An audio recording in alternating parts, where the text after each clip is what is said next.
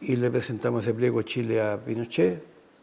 Pinochet los mandó presos, a los que habían firmado de cabecilla, los tuvieron en la cárcel pública, y ahí la coordinadora salió a la luz pública. Yo creo que el gran error de la dictadura fue haberlos metido presos a los 11 que le firmamos el pliego, porque ahí, tanto nacional como internacionalmente, nosotros ya salimos a la opinión pública.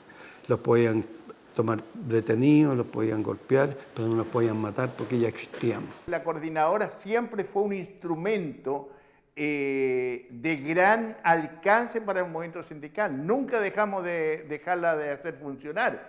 Por lo tanto, entonces, ahí se desarrollaban las discusiones para elaborar la estrategia del movimiento sindical chileno. Nosotros habíamos llamado como coordinadora una protesta a nivel nacional. Habíamos llamado a los de la construcción a una marcha hacia la Plaza Artesano, que fue donde cayó Héctor Cuevas, cayeron otros, y bueno, Héctor fue deportado a Brasil, junto con, ya había sido unos días antes deportado Manuel Busto. Tengo el recuerdo de haberle pegado un combo sí, a uno de los burkas, pero pelear a mano limpia en contra de José que andaban con Néstor Luma es más difícil, ¿no es cierto? En los primeros días de 1979, el régimen militar estrena su nuevo plan laboral, diseñado por el recientemente nombrado ministro del Trabajo, José Piñera Echeñique, que refleja el modelo neoliberal aplicado a la economía chilena. El ministro, como siempre, ha reiterado, con su cara de costumbre por la tele, que avanzamos a un ritmo acelerado y el progreso del país es el descueve. ¿A dónde la viste, loco? ¿A dónde la viste? Salta pa'l lado, loco.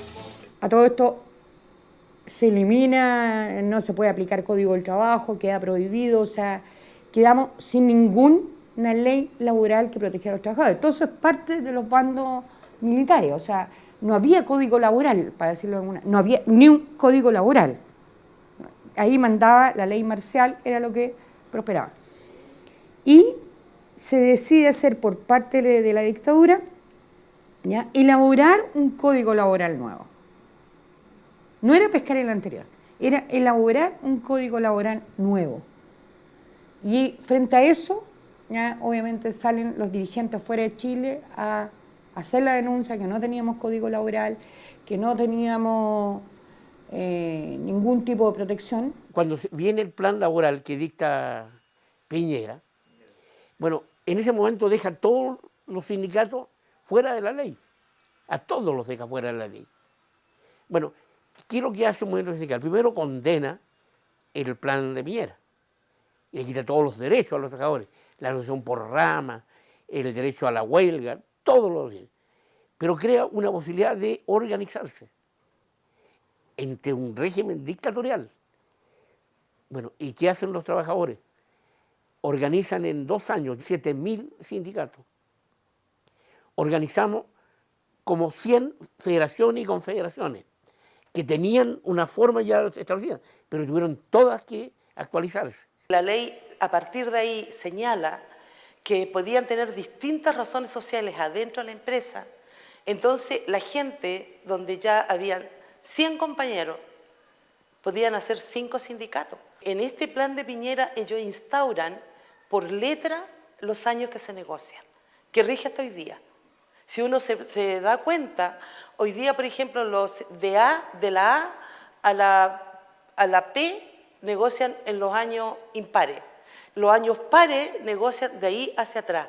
Entonces, hoy día todavía, porque ellos separan las negociaciones colectivas, cosa que en los sindicatos no pudieran juntarse estas razones sociales. O sea, lo hacen solamente para destruir el mundo sindical. El plan laboral simbolizó la nueva institucionalidad laboral en Chile, que básicamente son 8 decretos ley. Son 8 decretos ley, uno promulgado antes de Piñera y los otros 7 o 8 son promulgados bajo la administración de Piñera en junio del 79. Y genera una nueva institucionalidad. Y esta nueva institucionalidad significó que el régimen militar, la opción del régimen militar fue cerrar todo diálogo con el sindicalismo, con el tronco histórico del movimiento sindical chileno. Dijo, nosotros abandonamos la idea de dialogar con ellos y la idea de nuestra ahora con el plan laboral es recrear o formar un nuevo tipo de sindicalismo, que va a ser un sindicalismo cuyo componente fundamental va a ser que es despolitizado.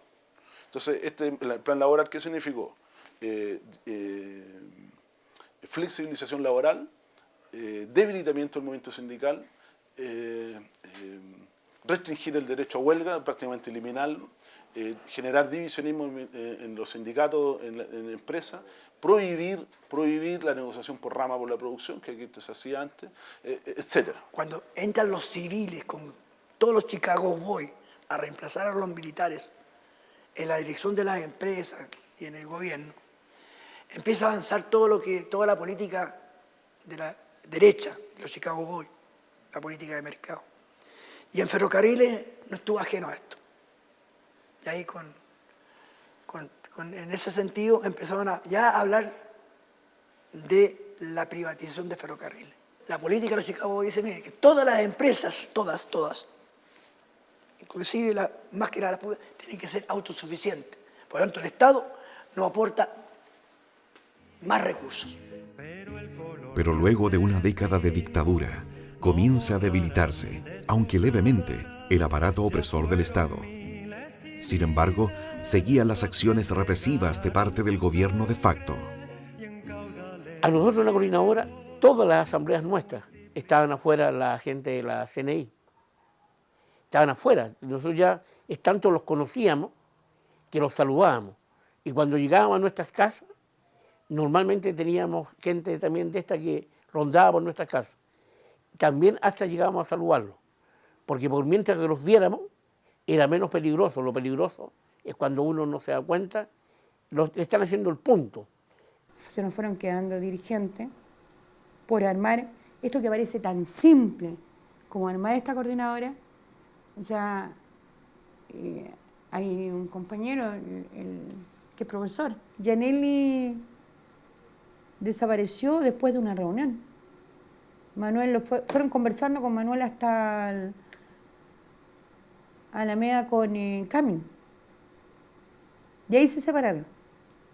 Y él se tomó la micro. Esto de repente que tú querís seguir conversando, siguieron conversando hasta ahí y se separaron y quedaron verse. Bueno, los años después nos dijeron que en él lo habían bajado la micro. No volvió nunca más. En términos de relegaciones propiamente tal, los menos fueron docentes. Pero sin embargo ya el año 80, cuando se comienza a reorganizar el movimiento sindical, la dictadura fue muy dura con los profesores. Yo no sé si es profeso, pero la dictadura al parecer tenía mucha conciencia de cuál era la influencia del docente como profesión en Chile. Porque si bien no eran asesinatos masivos de docentes, sí sabía golpear a los docentes para infundir terror también al mundo escolar. No es casual que a Manuel lo secuestren estando recibiendo a los niños en la puerta de un establecimiento educacional. Porque eso a su vez influyó sobre todos esos niños, todos esos jóvenes, sus familias y el resto de las familias de esas familias. O sea, se multiplicaba el efecto. La década de los 80 trajo nuevas esperanzas para los gremios que se tradujeron en una reorganización sindical sólida en varios sectores que incluyó huelgas importantes y emblemáticas como las de Metal Par, Siderúrgica Huachipato, Textil Panal, las carboníferas, Colbún y otras empresas. Se construye en el interior de Linares la central termoeléctrica de Colbún Machicura. Allí 1.400 trabajadores paralizamos las obras con la presentación de un pliego de peticiones.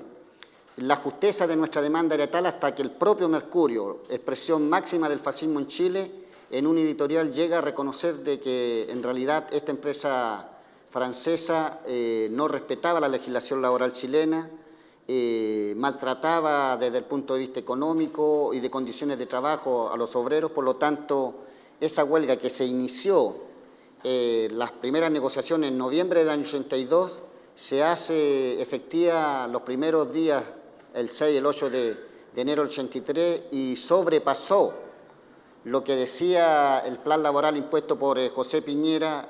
Ese plan laboral decía de que cualquier huelga no podía durar más de 60 días, que si el día 59 no había acuerdo, el 60 había que volver, aunque fuera con las mismas o peores condiciones de trabajo.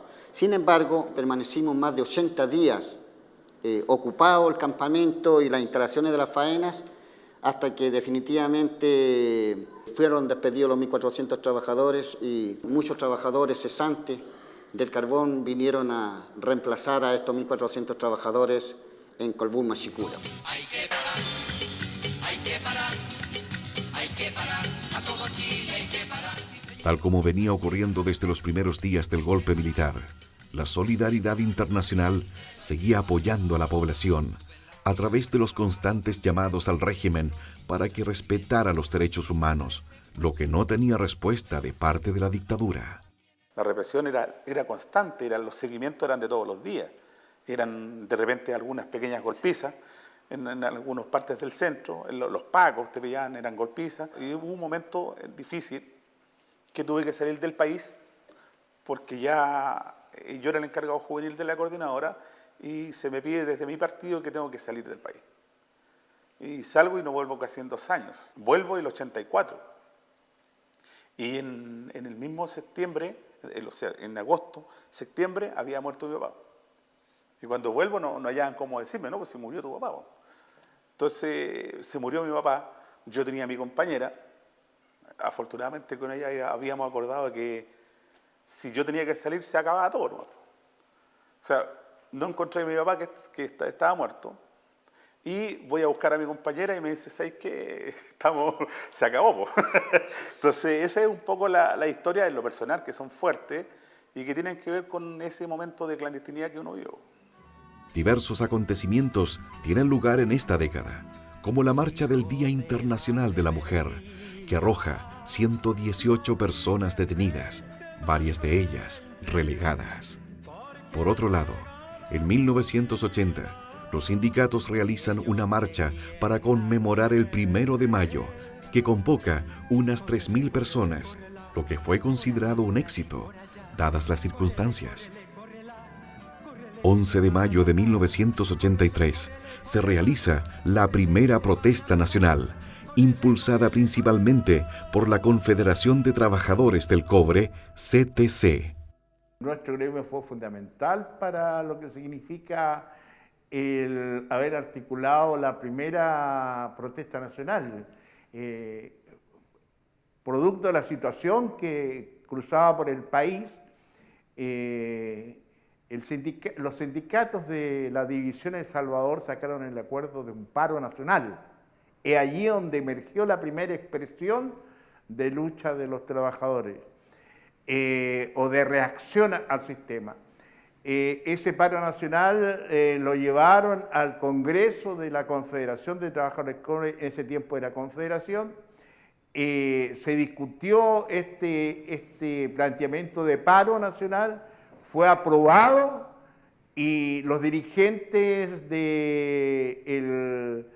del cobre llegaron a la Coordinadora Nacional Sindical junto con los trabajadores y dirigentes del petróleo y en conjunto entonces vimos la necesidad de cómo enfrentar ese gran desafío y por lo tanto se levantó la convocatoria a la unidad del movimiento sindical y allí llegaron las organizaciones como el FUT, como la CEPS, y se dio forma, en forma definitiva, a lo que fue el Comando Nacional de Trabajadores, quien asume la convocatoria ya no a un paro, porque veíamos que la condición era difícil para un paro, a una primera jornada de protesta nacional. Para hacer una barricada se necesita